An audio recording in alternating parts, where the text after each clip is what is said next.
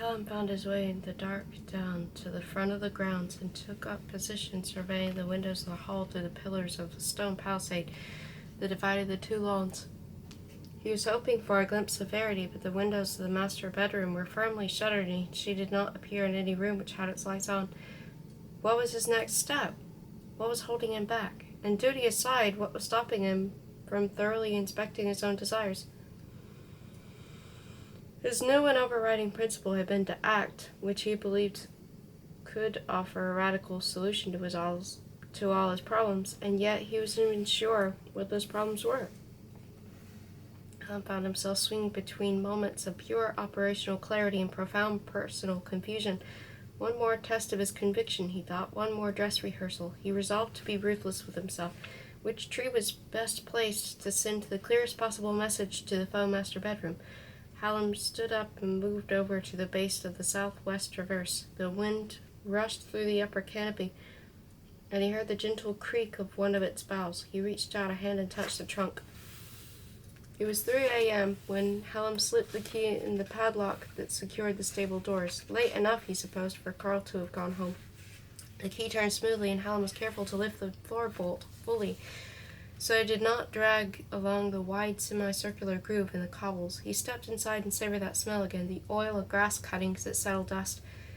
His torch beam flickered across the work table and littered with screws and small engine parts over the mini tractor and trailer down to the line of 6 plastic petrol cans beside the wall. He went over and lifted them each in turn to check whether they were full. He lifted 2, a gallon of fuel each, and took them to the door. Then he paused. He lifted his head and sent the torch beam wobbling over the roof and the holes in the planking through which he had once observed the levers below. How clearly he remembered that time, lying flat on his stomach, his breath clearing a little fan shape in the dust. Hallam started from the higher branches and let the petrol curse its way through the boughs and down the trunk. When the first can was empty, he let it drop to the turf below and began the second, which he winched up on the end of his rope. 6 minutes later, he was standing by the base of the southwest traverse, bending over to set down the second can. He looked around him. Silence, darkness around him, extending as far as the bottom of the top lawn, where the hall's lanterns gave the grass an unnatural luster. Even in the middle of the night, the shutters were all closed. Hallam pulled a metal lighter from his pocket, flicked it open, lit it, and without any hesitation, lobbed it towards the base of the trunk. A gust of wind caused a tongue of flame to shoot off diagonally into the night sky.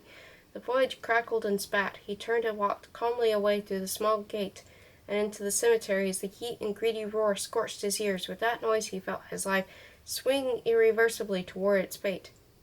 Now he knew that courage was unnecessary because of his heart. There was no longer any choice. A second tongue of flame, this time high and vertical, briefly drew his eye through the net of brambles along the cemetery's edge. It was a busy morning. The police arrived for a somber inspection of the blackened stump, which tapered to a charcoal point about 15 feet up. It made Hallam think of the First World War photographs from the Somme battlefield. 2 constables made a few inquiries around the estate. The once egg-shaped but now pudding-like journalist did so too, but was denied access to the grounds by Julius and Carl, who remained by the tree flat after the police had left. From among the shrubbery, Hallam caught a few of their words. Julius sighed. "I can't help feeling responsible for this somehow. The salute will probably have to come down anyway if the council get their way. The last meeting was dire." This caused Carl's anger to break through his introspective frown. "It's not your fault, Mr. Fogg. You put care and money into these grounds. It's those idiots in the village. When I catch one of the buggers trespassing, they'll know about it." Julius smiled affectionately and patted Carl on the shoulder. "Well, we won't back down without a fight." Hallam looked away. Carl's brown nosing of his employer never failed to irritate, at which point he thought he saw a figure of Verity peering down from the bedroom window, but as soon as Hallam fastened his eyes on the movement, it was gone. Later that day, Hallam listened from the church roof as the vicar stood in the entrance and helped a parishioner stick up posters for a charity jumble sale. She mentioned that the police had only one decent lead regarding that shocking explosion. A pair of young women who had been spotted by Miss Ashford and whom the police had briefly questioned. The parishioner, a lady in her 50s, said the culprit had to be someone local. The vicar remarked that either way it would keep the Argus well stocked with material for stories about rural crime. They talked about the journalist and how the police weren't at all exercised about the felled tree. Too busy, they agreed, with their usual grubby urban obsessions, such as burglary, drugs, care home, pedophile rings, etc. Hallam was lying naked beside the church stump and undergoing the long-delayed operation of changing his underwear when he heard the little gate swing open, the shuffle of approaching footsteps. Hallam's feet cycled hurriedly in the air as he pulled his pants up, then he crawled to the wall to look, pushing aside his pen and half-filled logbook. At first he was baffled by the face of the woman hurrying up the path. She was a middle-aged boozer by the look of the reddened, puffy face, but with a hunched-up posture and timid, scuffling gait that had an eccentric pensioner's vulnerability. The latter effect was enhanced by the ridiculously exotic lime-green turban she was wearing. Was Verity consulting some kind of new-age gypsy palm reader to ward off the evil eye? But as she got closer and he saw beneath the turban the baldness of the back of the neck and above the ears, Hallam realized with a shudder just who this bizarre derelict might be. Verity. Hallam put a hand over his mouth and wondered if he had uttered the name out loud, because at that precise moment the woman glanced nervously around her. Her profile confirmed it. Seeing no one, Verity turned the corner of the church and went inside. Hallam buttoned up his trousers and slipped through the bell chamber's trap door and down the ladder to the stone floor at the back of the church. He stood there, partly hidden by the thick bell ropes. Yes, she was. He could see the turban making its way up the steps and into the family pew, where it was partly obscured by the wooden ornamentation that doubled as a discreet partition for the rest of the congregation below. He had never guessed that Verity might be religious. They had gone to the Easter and Christmas services and tossed some large banknotes into the collecting plate to fulfill the now token obligations of late 20th century Sato gentry. But here she was on her own. Hallam was doubly fascinated, enough to take more of a risk than he would otherwise have considered. He broke cover and slipped across the cold stone floor to crouch behind the gray medieval tomb of the hall's old residence. To his left were heavy purple wall hangings adorned with crosses of gold thread. He waited and peeked around the corner. Her head was bowed. Was she praying? It hardly seemed possible, but it looked like it. She was completely still with her eyes tight shut. Hallam waited and watched. Beyond the altar he could see the arched window, which was not stained with gaudy pictures of religious scenes like most churches, but plain. Behind it a weeping willow could be seen growing in the cemetery on the other side of the wall. He had always been touched by its poetic simplicity. It calmed him now, giving him confidence in his own invisibility. He slipped forward again, this time out of view, and silently climbed up the stone steps to the pulpit on all fours. He was barely 5 feet away from her now, but if he kept his head down, there was no way she would see him. He was sure that she could not have heard him either, so when she spoke, his whole body jerked. "I don't know if you're listening or not. I know you don't like to reveal yourself." She paused, as if waiting for some kind of sign or response. Receiving none, she continued. "Thank you for the flowers. I bullied the shop girl into telling me. You shouldn't have paid by credit card unless you wanted me to know it was you playing these games." "Did you want me to? And are they games? I hope you don't think I'm going to break down and repent for the things I've done. I don't regret a thing, but I have some good news for you. A tumor. No one else knows, certainly not Julius. You and I both know he runs from illness, and I would have preferred to enjoy these last few months before the outward signs started to show. But you put an end to that, so what next? I know what you want to do, even if you don't, and I want you to know that I want it too, fast." She paused then, her voice shaking but courageous. "Are you a coward?" Verity and Hallam both waited. Birds chirped outside, just audible over the sound of a lawn-mower down the road. "The trouble is, you're not going to tell me, are you? Or maybe you're not there and I'm just going mad. Yes, that's probably it." Hallam heard her rise up and make her way out of the pew. And then those shuffling footsteps retreated down the aisle and out of the door, so different from the metronomic stride that had measured his sleeping hours. He stayed there for a few minutes, leaning back against the pulpit, and contemplated what she had said. Was she really asking him to act, or was she too playing a game? Hallam frowned as he got up and continued to think as he unhooked the wall hangings, rolled them under his arm, and made his way back to the roof. That afternoon, Hallam ventured down to watch Carl as he replaced one of the driveway lights that had been kicked in, probably by one of the boys that Hallam had encountered the night of his escape from the hall. That was when he saw a young man with short brown hair and a thin mouth come cruising down the road on a mountain bike. He stopped just beyond the main gate and watched Carl with a cheeky grin on his face. We could see that tree burning all the way from the top of the estate. Hallam recognized the voice from the bushes. Carl kept working. "Who did it, then?" "The police are on to it," said Carl, not looking up. "Not much chance of catching them. We'll see." Carl began to screw a new bulb into the socket. "Hooligans," said the boy. "Just see if they don't break it again the moment you turn your back." Carl straightened up with a smile but didn't turn around. The young man decided that it was probably time to leave and twisted the bike around. Then, with quite dazzling speed, Carl burst through the gate and grabbed the boy round the neck in a half-Nelson, dragged him off the bike and onto the grass within the gate. The boy was pinned. "Right, you're trespassing now, and I'm going to smash your face in unless you tell me who's behind that tree burning. It wasn't me. It was you with that graffiti, though, wasn't it? Who was it? Your mate? Get off! Carl landed a solid punch on his shoulder. For F's sake, Carl. It's only a tree. There's a woman in that hall who's being messed with. Who's behind it? Who is it? What? I don't know what you're on about. Names. Hallam. Carl's expression changed. What? I saw him on the grounds 2 nights ago. Ask him. Carl rose to his feet. The chances were that he had noticed the disappearance of the petrol cans from the stable. With no sign of a break-in, the evidence must surely have pointed to someone with keys. Hallam, for instance. Carl looked out over the lawns thoughtfully. Get off this land, he said quietly. The young man got up and staggered out through the gates. He picked up his fallen bike and pedaled away up the road indignantly. Carl went calmly back to work. Hallam returned to the church stump. He dialed Kate's number. Hello, she answered. Hello, Kate. It's your crap shag calling. Hallam, she answered smoothly. You're not the first. Where are you? I've been practicing on my own. It's better for my self-esteem. She sighed. I hope you don't expect me to apologize. You didn't. Can I speak to my sister, please, if you don't mind? Okay, hold on. How did you know she's here? But at this point, the receiver sounded as if it was wrenched away, and Lucy came on the line. Hallam, are you all right? Look, don't worry about the Carter affair. Kate omitted to mention that it's unlikely to reach court, and besides, I'm not the least bit worried. Oh, good. Where are you? We're staying at the stuffy little B&B in Melton. You should see the wallpaper, she laughed, but hearing only silence from Hallam, she continued more seriously. Where are you, Hallam? I know you were in Chambee. Carl said. I know.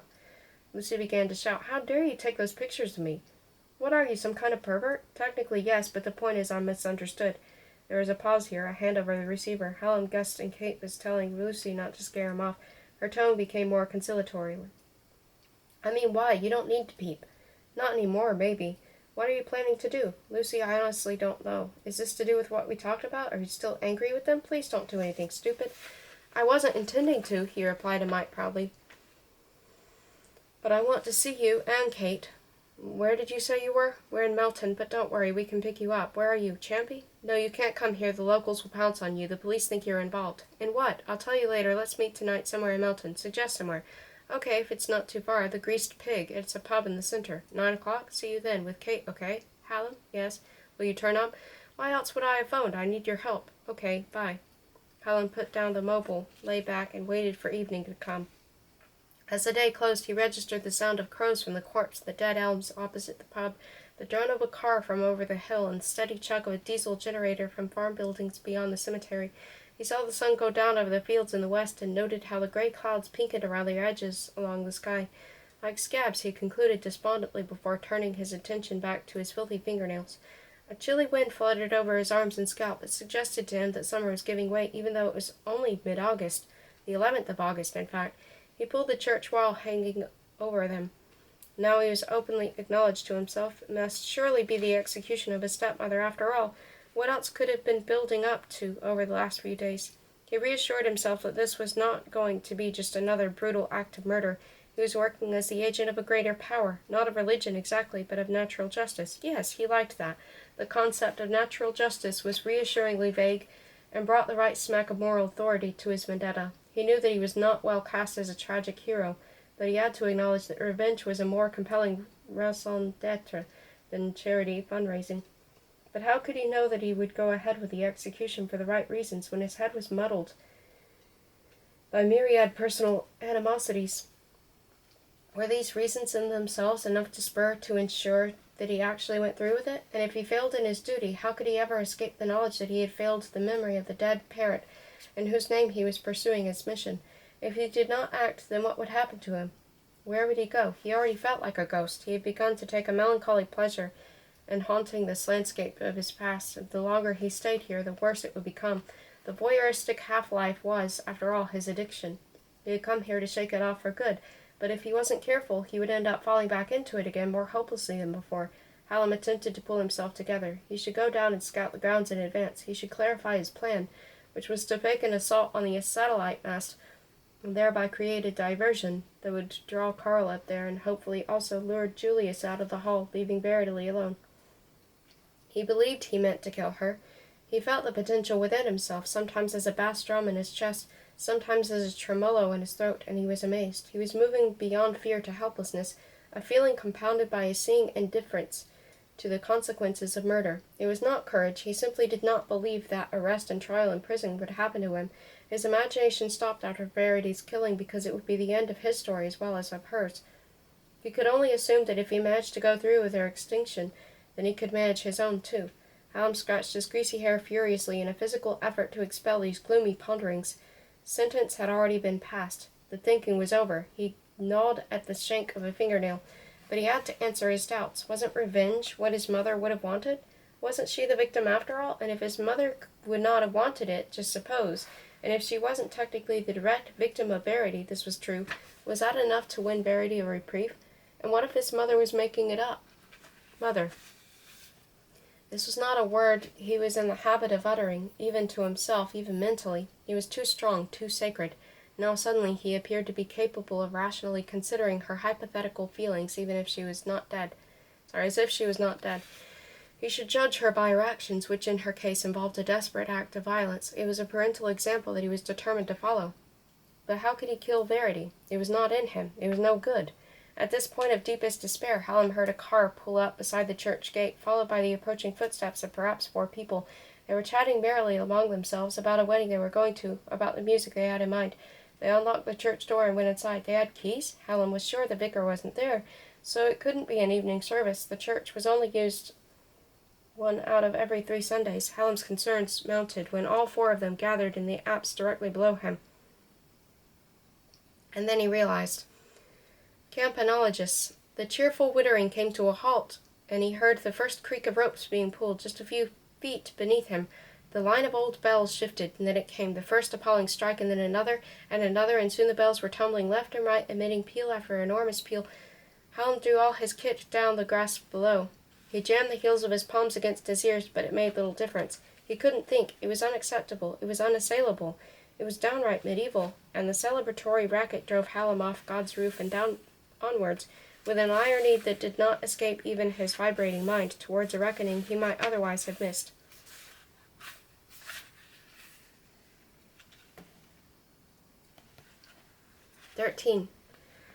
Hallam approached from the back of the Lakeland development, skirting a derelict farm cottage. The night sky had clouded over, and it was only the glow of lights from the estate half a mile away that gave the surroundings any definition. He passed a pile of old masonry covered in metals, and stopped to pick up 2 brick ends. They were not dissimilar to the ones his mother had put in the pockets to weigh herself down. He hefted them. They were about right. He took them with him. Coming round the side of the cottage, he saw the salute with its satellite jewelry, basking in the glare of security lights which had been newly installed that day, one of the measures that Julius had taken to protect his property after the tree burning. Hallam heard a guard dog bark hoarsely from behind the portica bin. It must have been spooked by the shadows, or perhaps the bells that continued to ring out for their good cheer over the village. A light showed in the portica bin, where the recently arrived security guard was making himself a snack, judging by the smell of monosodium glutamate and loosening noodles. Hallam could not prevent himself from pausing to savor the odor which he normally found distasteful. His stomach contracted from suppressed hunger, his knees began to shudder, and for a moment he felt the full weight of his nervous and physical exhaustion, but again he willed himself on.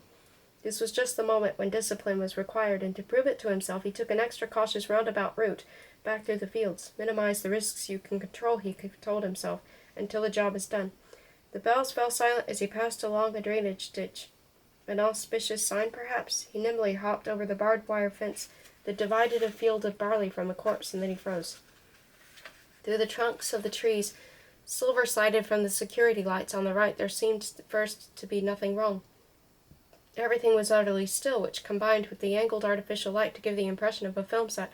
However, Hallam's instinct still warned him against moving. Was it something he had heard? He waited, continuing to scan the trees.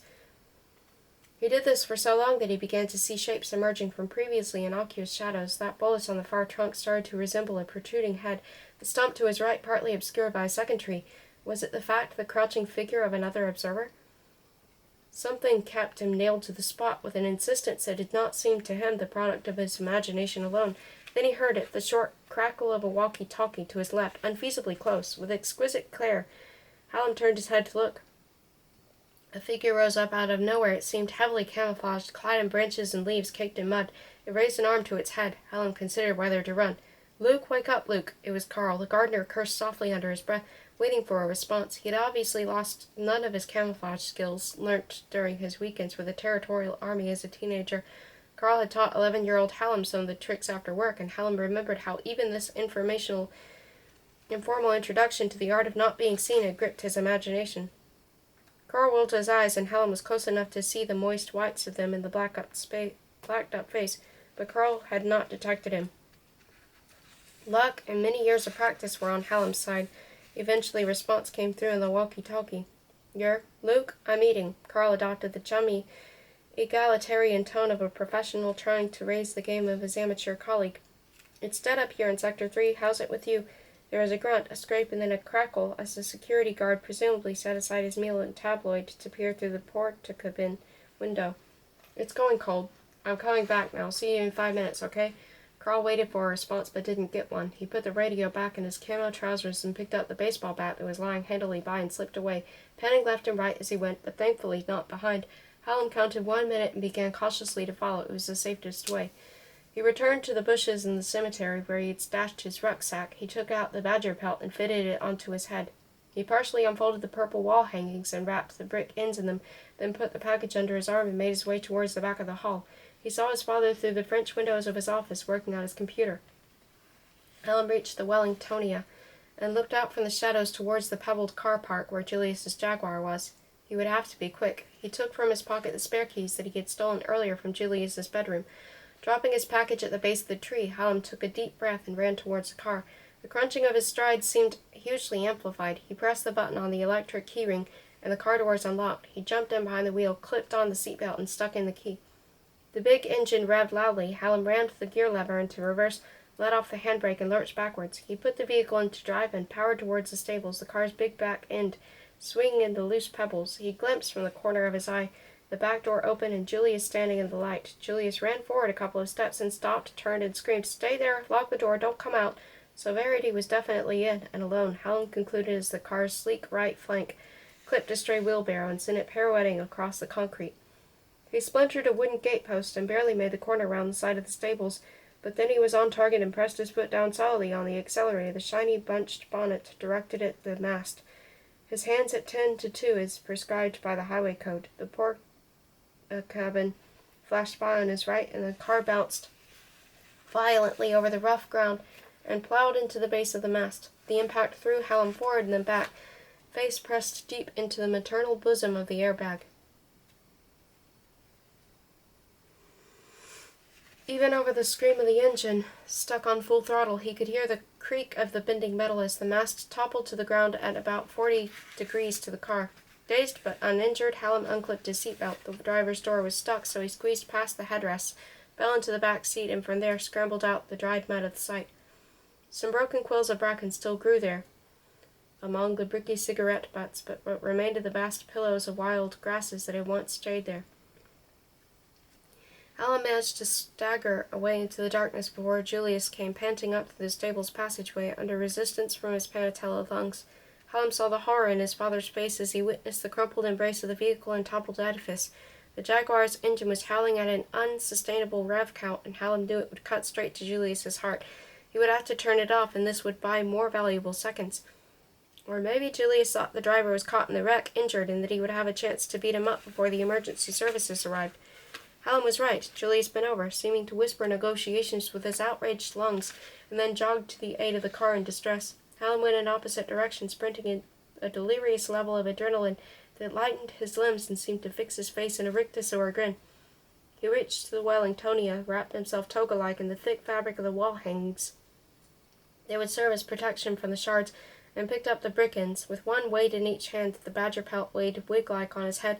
Hallam became an improvised figurehead for natural justice. He ran towards the French windows of his father's office, the Palatinate toga flapping behind. This was it. His rational mind was subdued. It was now an issue of fear. Hallam approached the window, one brick for the glass, the other for her skull. It would be like killing a sick old dog, he thought, imagining the downward blow of the brick against her temple, the soft body twitching at his knees. If only he'd actually killed something as big as a dog before. He'd once winged a blackbird with an air gun, aged 12, and that had taken 4 point-blank shots before its hideous reflex spasms were stilled. The image of that poor bird flapping helplessly on the lawn hung in his mind, even as he prepared to throw the brick. If the glass didn't shatter completely, he would shoulder charge. Subtlety was no longer a priority. As Hallam pulled back his arm for the throw, he saw in the arched window his victim appear. Again, as in the cemetery when she was wearing the turban, Hallam had trouble identifying her at first. She was now wearing a wig of straight black hair. Her inflammation had reduced, it seemed. She wore the black kimono which he had seen earlier in her bathroom cupboard. He had drawn her from her bed. There Verity was, 10 feet away, and staring out, it seemed, directly at him. For a moment Hallam forgot how light works. He took 2 steps back, then he remembered. He could see in through the window, but she could not see out. He took an extra second to inspect her more closely. Verity possessed a chameleon quality that unnerved him, and he was again obliged to adjust the image of the hate figure that had sustained him for so long. She looked attractive, younger than her years. Then he asked himself, what was she doing there at the window? Was she just staring at her reflection? A reasonable voice in Hallam's head suggested that if he really was hoping to bludgeon his stepmother to death, and perhaps now was the time, he raised his arm again to throw, but again he hesitated. Was it worry for her husband that he saw in those staring eyes? No, it wasn't that. Hallam inched forward and steadied himself. She still couldn't see him. Verity lifted one arm slowly up to her head. She gripped the wig and pulled it away. She let it drop. Bald-headed, she suddenly seemed so naked, and Hallam saw the dry eyes of Extremis, and he realized, with the certainty of nightmare, that she was not staring at her own reflection. She was looking through herself out into the dark, and what she absolutely knew was there, her death.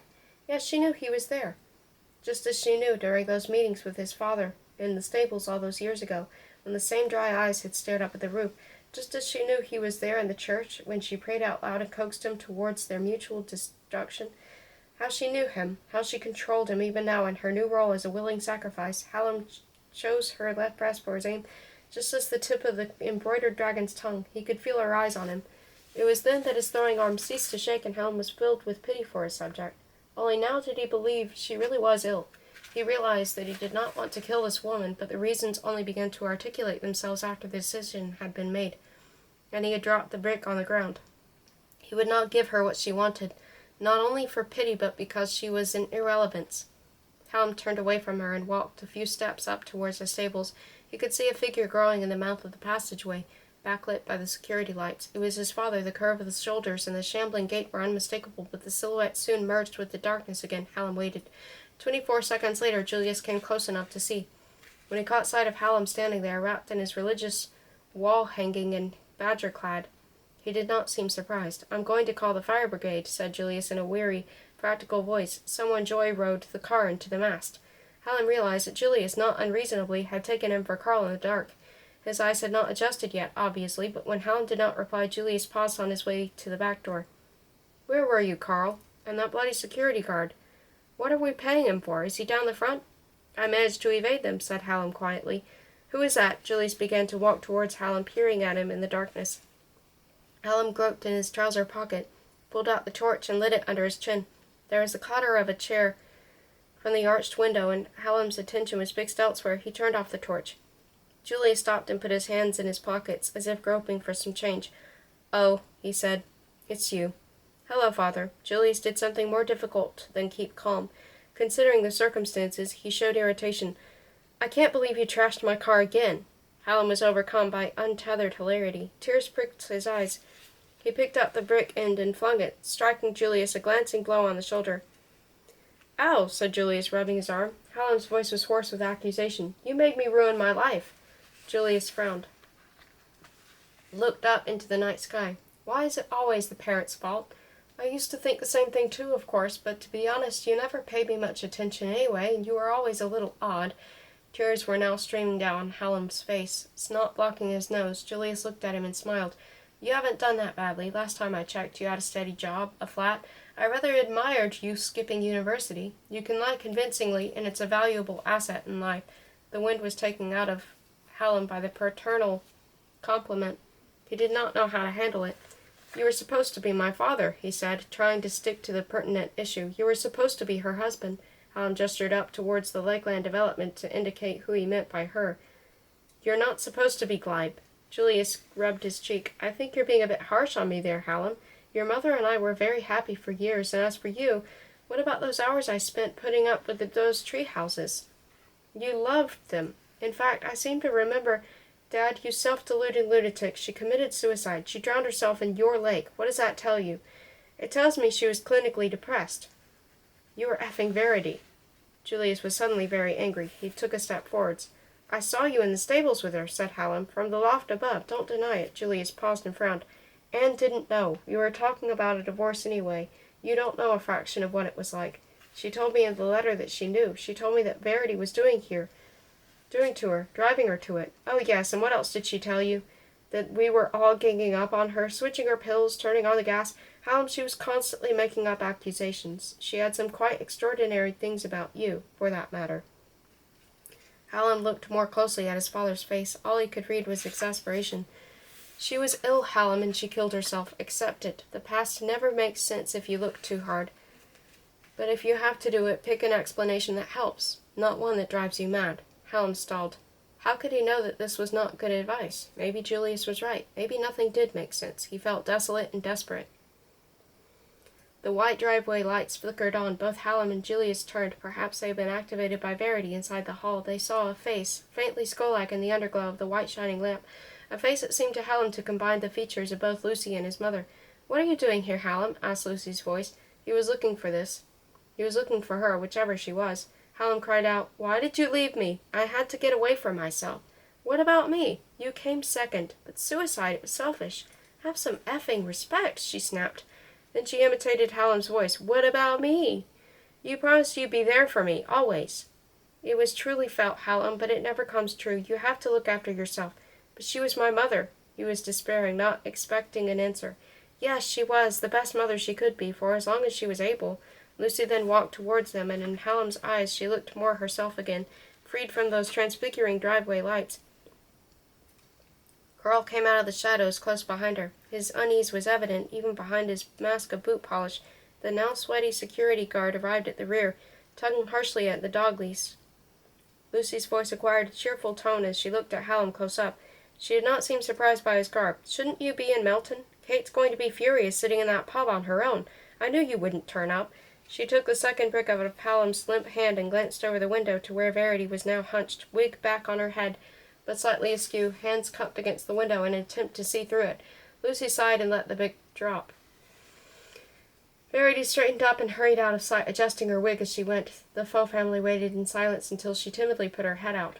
"What's going on? Julius, who's there?" "Get back inside and shut the door," snapped Carl. Verity was too uncertain to lose her temper with Carl, too proud to obey.